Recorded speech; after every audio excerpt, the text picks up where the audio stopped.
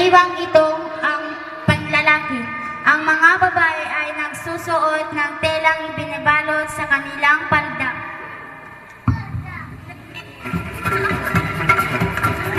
Ang malong naman ay isang malaking uri ng pangilibang kasuotan na ginagamit ng mga etno-lingwiktikong pangkat na Maranao at Maguindanao. Maaari itong suotin ng mga kababaihan at pananagan bilang formal na kasuotan.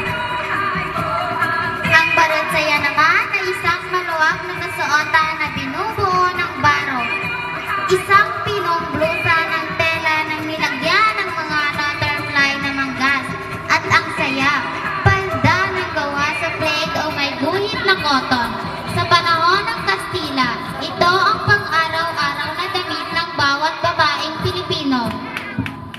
Kamisa de chino na may pulang scrap sa ibabaw ng pulang pantalon. Karaniwang isinusuot ng mga Indio na kailangan magtrabaho sa ilalim ng init ng araw. Ang terminong kamisa de chino ay isinalin sa China shirt sa English na sumasalamin sa mga pinagmumulan nito at ang makasaysayang impluensya ng mga kulturang Chino sa Pilipinas.